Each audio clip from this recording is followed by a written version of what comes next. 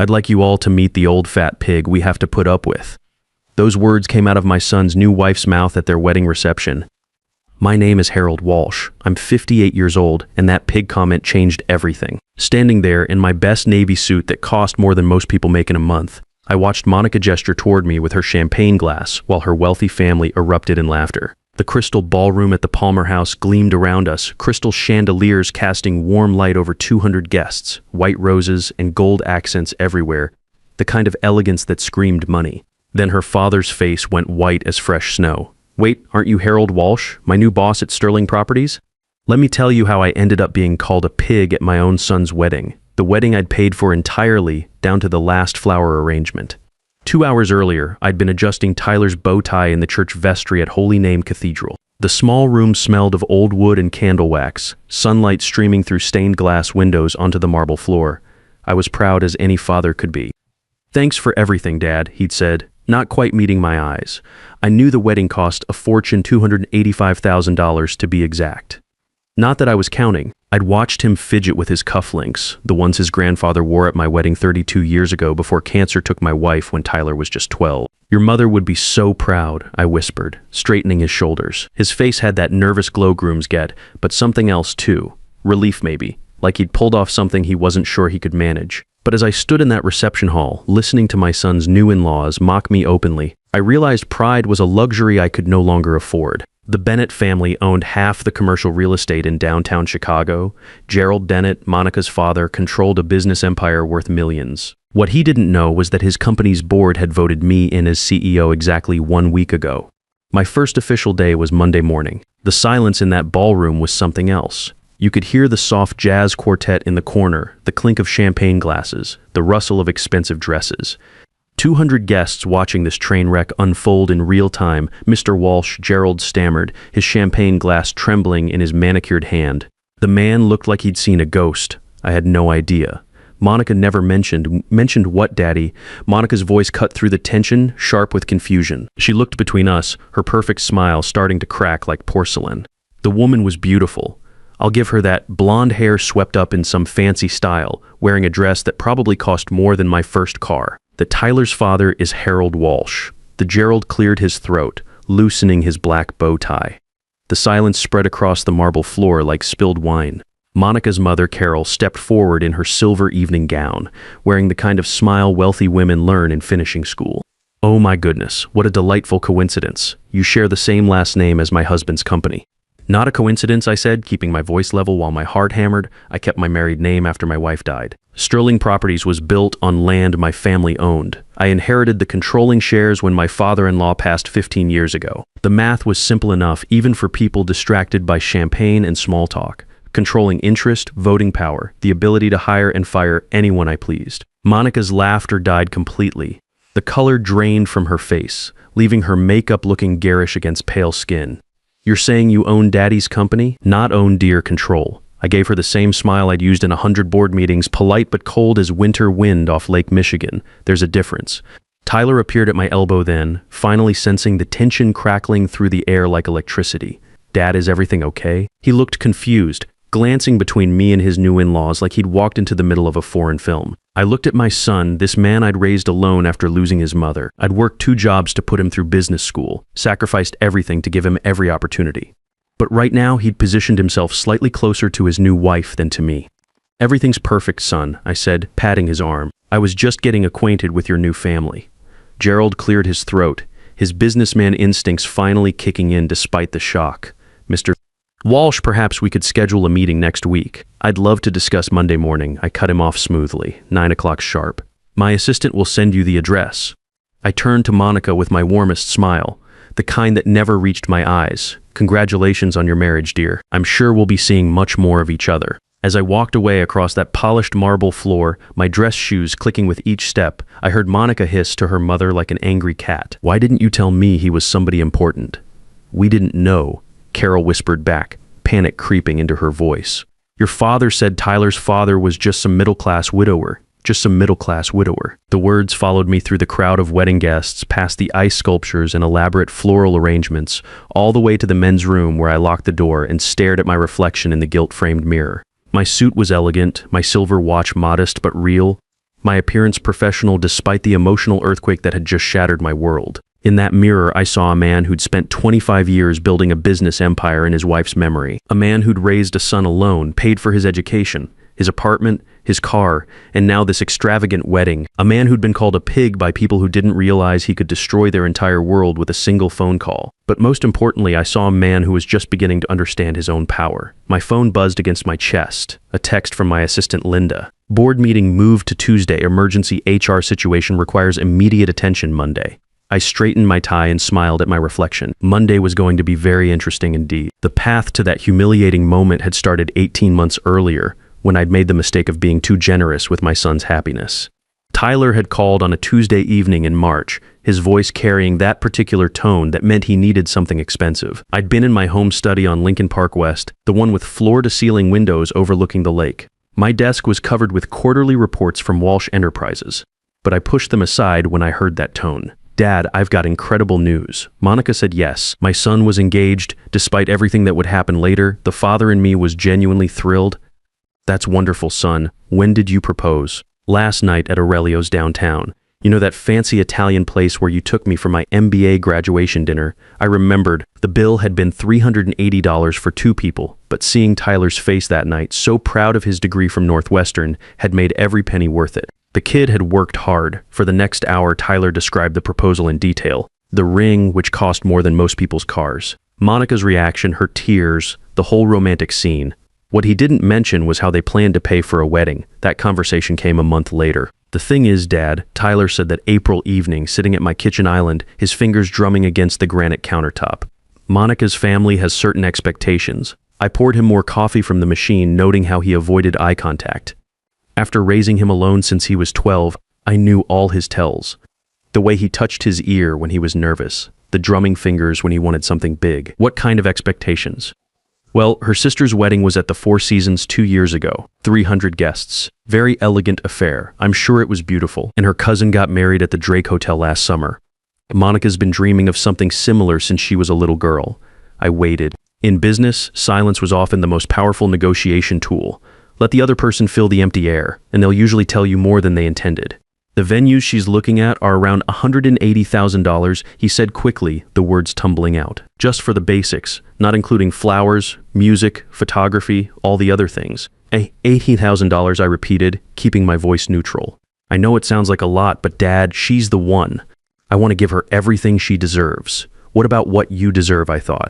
What about what I deserve after sacrificing everything for your happiness? But I looked at my son's face, so hopeful, so young despite being 31 years old, and felt that familiar tug of paternal love overriding common sense. Have you talked to Monica about a smaller wedding? Something more intimate? Tyler's face fell. You don't understand. Her family, they're wealthy, Dad. Really wealthy. Her father owns sterling properties. The irony hit me like a slap.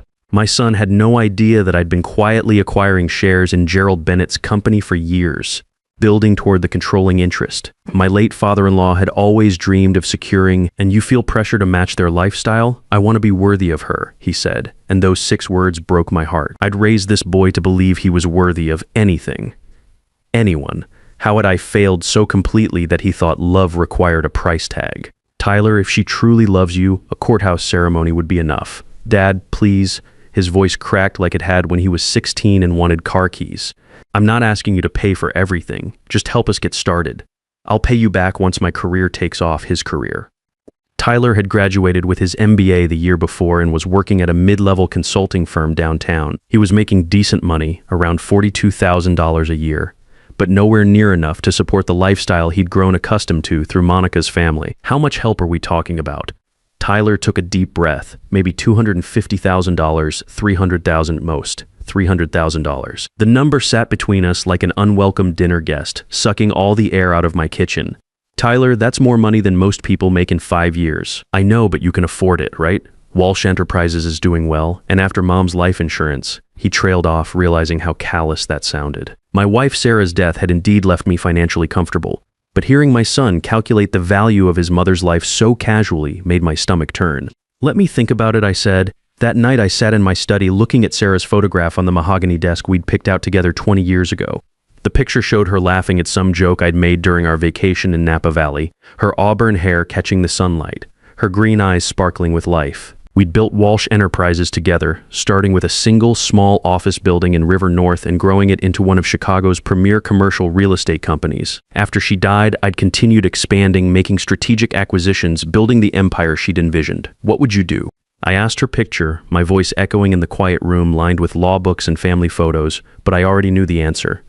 Sarah had always been too generous with Tyler, unable to deny him anything. She'd have written the check without hesitation, probably adding an extra $50,000 for good measure. It was one of the few areas where we disagreed during our marriage. The next morning, I called Tyler and told him yes, one word that would change everything. Looking back now, sitting in that bathroom mirror after being called a pig by my son's new in-laws, I realized that single word yes had been the beginning of my transformation from doting father into something far more dangerous. Because by Monday morning, I would be their new boss, and unlike my son, they were about to learn that my generosity had limits. Monday morning arrived with Chicago's typical October chill, the kind that cuts right through your coat and reminds you winter's coming. I dressed for war, charcoal power suit, Italian leather shoes, silver tie clip that had belonged to my father. At exactly 9, I walked into the Morrison Holdings boardroom on the 42nd floor of the Willis Tower. The room was all glass and steel, with a conference table that could seat 20 people and floor-to-ceiling windows overlooking the Chicago River. Gerald Bennett sat at the far end, fidgeting with his phone like a nervous teenager waiting for bad news.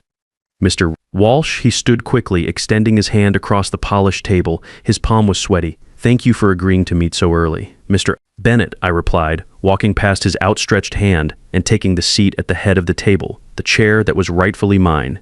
Though I think we need to clarify something before we begin. I opened my leather briefcase with deliberate slowness and removed a thick folder. Inside were stock certificates, board resolutions, and legal documentation that proved my controlling interest in his family's company. The papers made a satisfying sound as I spread them across the mahogany surface. As of last Monday, I own 52% of Sterling Properties, which means this is my boardroom and you work for me. Gerald's face went through several color changes, pale white, then flushed red, then back to a sickly gray. Mr. Walsh, I think there's been some misunderstanding. This company has been in my family for 2 generations. Built on land and initial capital provided by my wife's grandfather in 1951, I corrected, my voice calm as still water. Your grandfather was the junior partner, Mr. Bennett. The contracts are quite clear about the ownership structure. I slid a manila envelope across the table. Inside were photocopies of the original partnership agreements, documents I'd spent years tracking down through legal archives, dusty file cabinets, and private collections. Gerald's hands shook as he opened the envelope. Your family managed the business beautifully while maintaining minority ownership, I continued. But when my father-in-law died 12 years ago, his shares passed to my wife, then to me after cancer took her. I've spent the last decade quietly purchasing additional stock whenever it became available. This is impossible, Gerald whispered, but his voice had no conviction. The paperwork was ironclad. The impossible part, I said, allowing myself a small smile, is that you didn't notice. Your own board approved my appointments to key positions over the past 2 years. Your CFO reports directly to me now. Your legal team has been answering my calls. Gerald looked up from the documents with something approaching horror in his eyes. What do you want? First, I want an apology for your daughter's behavior at the wedding reception. Monica can be spirited when she's nervous. She didn't mean anything by those comments. She called me a pig, Mr. Bennett. In front of 200 guests, including my son, she's young. She was overwhelmed by the day, and she's 28 years old and married to my son. I cut him off, old enough to understand that actions have consequences. I leaned forward slightly, my voice dropping to just above a whisper. Here's what's going to happen. Monica will call me today and apologize sincerely for her behavior. Not because you told her to, but because she understands that respect isn't optional in this family. Gerald nodded quickly, sweat beading on his forehead despite the air conditioning. Of course, I'll speak with her immediately. Second, I continued, pulling out another folder. We're going to restructure this company's employee benefits program. I've had my people review your current policies, and they're embarrassingly inadequate for a business of this size. This was actually true. Morrison Holdings employed over 280 people across Chicago, but their health insurance was bare bones and their retirement plan was practically non-existent. I'd been appalled when I saw the numbers. The improvements will cost approximately $1.8 million annually, I said, watching his face. Consider it my contribution to social responsibility, $1.8 million, Gerald's voice cracked. That's a significant expense. You can afford it, I replied, sliding him yet another folder. I've seen your profit margins, your executive compensation packages, your offshore accounts. This company has been a cash cow for your family for decades." Gerald stared at the financial analysis my forensic accountants had prepared, every expense, every revenue stream, every hidden asset the company possessed laid out in black and white. "Third," I said, "your son-in-law Tyler will be receiving a promotion to senior associate with appropriate salary adjustment. He's actually quite bright when he applies himself properly. I didn't realize Tyler worked here. He doesn't yet," I smiled, this time with genuine warmth. "His first day is Wednesday. Starting salary will be $85,000 plus full benefits." Gerald stared at me like I'd just declared myself Emperor of Chicago. "Mr. Walsh, I need to discuss these changes with my staff, my attorneys." "Your attorneys reviewed everything last week," I interrupted. "Very thorough people. I was impressed with their professionalism." I stood up, closing my briefcase with a decisive snap that echoed through the silent boardroom. "The employee benefits announcement will be made Thursday morning. Monica's apology will happen today. Tyler's promotion becomes effective immediately." I walked toward the door, my footsteps loud on the marble floor, then paused with my hand on the brushed steel handle. The morning sun streamed through the windows, casting long shadows across the conference table. "Oh, and Mr. Bennett, in the future, when your family gathers to discuss the middle-class widower your daughter married into, you might want to mention that said widower now controls your family's primary source of income." Gerald's mouth opened and closed like a fish pulled from Lake Michigan. No sound came out. "Have a lovely day," I said cheerfully, and walked out into my new corporate empire. The elevator ride down to the lobby felt like floating. 42 floors of reflecting on the fact that I'd just changed the balance of power in my family forever. When the doors opened onto the marble lobby with its soaring ceiling and abstract sculptures, I felt like a different man than the one who'd entered this building an hour ago. By noon, my assistant Linda had fielded 12 phone calls from various Bennett family members, 6 from their family attorney, and 3 increasingly panicked voicemails from Monica herself. "Mr. Walsh, this is Monica, Tyler's wife. My father explained that there's been some sort of misunderstanding about the company and I wanted to call and, well, I hope we can discuss things like family." I listened to the message twice, noting how she carefully avoided mentioning the pig comment or offering any actual apology. At 2 p.m., she called again, her voice noticeably shakier. "Mr. Walsh, I realize my comments at the reception may have been inappropriate. I was nervous meeting Tyler's family, and sometimes I say things without thinking. I hope you can understand. Still, no real apology." Still positioning herself as the victim of circumstances rather than the author of her own actions. The third call came at 4:30 p.m. "Mr. Walsh, please call me back. I think we got off on the wrong foot, and I'd really like to make this right. Tyler is upset. My father is having some kind of crisis, and I just want to understand what's happening." I deleted all 3 messages without returning her calls. Some lessons can't be taught with words alone. Tuesday morning brought Gerald Bennett to my office door at 8 a.m. sharp, looking like he'd aged 5 years overnight. My office on the 38th floor of the Aon Center had windows facing east toward the lake, and the morning sun caught the dark circles under his eyes. "Mr. Walsh, please?" Monica is beside herself. She's young and made a mistake. "Surely we can work this out as reasonable people." I gestured to the leather chair across from my mahogany desk. "Mr. Bennett, let me explain something about reasonable behavior. When someone pays for your daughter's entire wedding, venue, catering, flowers, music, photography, reasonable behavior would be gratitude, or at minimum, basic courtesy. You paid for the wedding, every penny. $285,000. I pulled out the receipts I'd requested from Tyler the night before, spreading them across my desk like playing cards. Would you like to see the invoices?" Gerald stared at the papers, bills from the Palmer house, the florist, the photographer, the caterer. His face grew paler with each line item. "She had no idea," he whispered. "No, she didn't. Because your family makes assumptions about people without bothering to learn the facts." I stood and walked to my window, watching the morning joggers along the lakefront path 40 floors below. But here's what I find most interesting, Mr. Bennett. Your daughter felt comfortable mocking the man who paid for her wedding because she believed her family's wealth made her superior. She thought there would be no consequences because she'd never faced any before. I turned back to face him. That's about to change. Monica's real apology came at 9:47 p.m. that Friday night.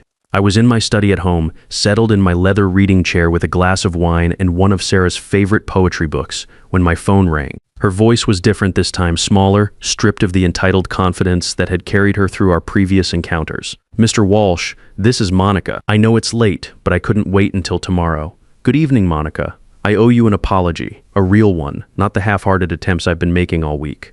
She took a shaky breath. "What I said at the reception was cruel and inexcusable.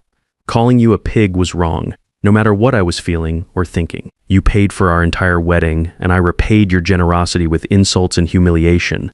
I said nothing, letting her words fill the silence. I've been thinking about why I said it, and I think I was scared. Tyler talks about you constantly, how strong you are, how successful, how you raised him alone after his mother died. I felt like I could never measure up to the father he describes. This was more honest than I'd expected. So when I saw you at the reception, I saw this elegant, accomplished man, and I felt small. Instead of dealing with those feelings like an adult, I lashed out to make myself feel bigger by making you smaller. And how did that work out for you? I asked quietly. It backfired completely. Now I've hurt the person I should have been thanking. Her voice broke slightly. Mr. Walsh, I know I don't deserve your forgiveness, but I'm asking for it anyway. I want to be the kind of wife Tyler deserves and the kind of daughter-in-law you deserve. I took a slow sip of wine, considering her words. There was genuine remorse in her voice, though it had taken the threat of financial ruin to bring it out. Monica, thank you for calling. I appreciate your honesty about your motivations. Does this mean we can start over? We can try? I said carefully, but understand that trust is rebuilt through actions, not just words. Yes, absolutely. Whatever I need to do to make this right. After hanging up, I sat in the quiet of my study, surrounded by memories of Sarah and 26 years of building a life together. The events of the past week had changed something fundamental in my relationship with Tyler, with his new wife, with my own sense of what I was willing to accept. 2 hours later, my phone buzzed with a text from Tyler. Dad, Monica told me everything. I had no idea about the company situation or how much you spend on the wedding. Can we have dinner Sunday? There are some things I need to apologize for too. I smiled and typed back. Of course, son. Your mother's pot roast recipe, 6 p.m. Sunday evening arrived with the first real chill of autumn. Tyler and Monica came to my house on Lincoln Park West, both looking nervous as I led them into the dining room. The table was set with Sarah's good china, candles lit, the smell of pot roast filling the air. This smells incredible, Dad, Tyler said, but his voice was subdued. Over dinner, we talked carefully at first about Tyler's new job at Morrison Holdings, about the changes I was implementing, about the future of the company. But as the evening wore on and the wine loosened tongues, we got to the heart of things. I've been thinking about what Monica told me, Tyler said, setting down his fork, about the things I said to her about you before the wedding. I was wrong, Dad. I painted you as controlling when you were just being generous. I was embarrassed by how much I needed your help. So I made you the villain in my own story. I looked at my son, really looked at him, and saw not the successful young man I'd been trying to create, but someone still figuring out who he wanted to be. We all tell ourselves stories, Tyler. The question is whether we're willing to change them when they stop serving us. Monica reached across the table and touched my hand. Mr. Walsh, Harold, I want to earn your trust back. I know it'll take time, but I'd like to try. As I looked around that table, at Tyler and Monica, at the empty chair where Sarah should have been sitting, I realized something had shifted. The old Harold would have accepted the apology and pretended nothing had changed. But the new Harold, the one who'd emerged from that wedding reception humiliation, had different expectations. Family isn't just about blood or marriage certificates, I said finally. It's about respect, honesty, and showing up for each other when it matters. I'm willing to work on that if you both are. Outside my dining room windows, Chicago stretched out in all directions, a city built by people who'd refused to accept limitations, who'd turned swampland into one of America's great metropolises. As I sat there with my son and daughter-in-law, I felt like I was finally building something that would last. After all, it's never too late to stop being taken for granted, even by yourself. Sometimes people only respect you when they realize you have the power to change their comfortable world, and that's a lesson worth teaching, no matter how late in life you learn it. The difference between being generous and being a doormat isn't the money you spend, it's whether people appreciate the man behind the wallet.